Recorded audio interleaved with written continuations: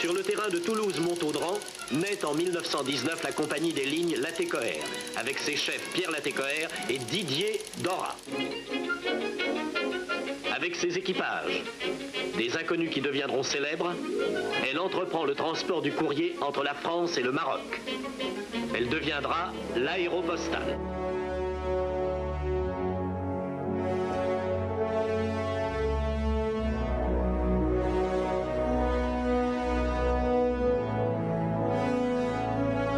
C'est ainsi que naît l'épopée de la ligne. Une exceptionnelle aventure humaine, technique, industrielle. Survoler le plus grand désert du monde, le Sahara. Traverser l'Atlantique Sud, le poteau noir, et franchir la cordillère des Andes. Le projet de Latécoère était considéré comme fou. Transporter du courrier puis des passagers par avion de France au Chili. Les machines étaient incertaines, elles ne dépassaient pas les 400 km de rayon d'action, et il n'avait aucune expérience des grandes navigations. C'est Didier Dora qui fut chargé de mettre en œuvre l'idée de Latécoère, avec succès, mais à quel prix? Toulouse-Montaudran était un espèce de champ qui ressemblait plutôt à une exploitation agricole qu'à une exploitation aérienne. Et cependant, c'est de là que sont sorties toutes ces belles âmes, tous ces hommes magnifiques. C'est dans les hangars vétustes de Montaudran qu'ils ont découvert la beauté du travail.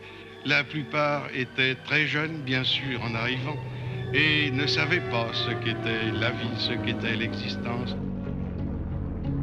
Ainsi, la ligne se construit étape par étape entre 1919 et 1925.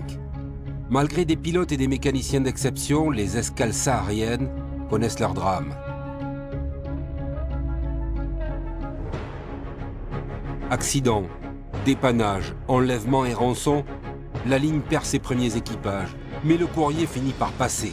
La religion du courrier se forge. Encore incapables de traverser l'Atlantique, ce sont des avisos rapides qui relaient le courrier en 4 jours jusqu'au Brésil. Puis, un jour, l'exploit de la traversée est réalisé. Le 12 mai 1930, Mermoz décolla de Saint-Louis du Sénégal à destination directe de Natal à 4200 km de là. Il survole l'Amazonie, encore plus dangereuse que le désert en cas de panne. Mais le grand obstacle ultime, c'est le franchissement de la cordillère des Andes. Henri Guillaumet et ses Potes 25 la traverseront 393 fois. En 1930, le 13 juin, le mauvais temps faillit lui coûter la vie. Un atterrissage forcé en altitude l'oblige, pour ne pas mourir, à marcher 4 jours et 3 nuits jusqu'aux premières habitations. À son retour, il déclare à son ami Syntex « Tu sais, ce que j'ai fait, aucune bête ne l'aurait fait. »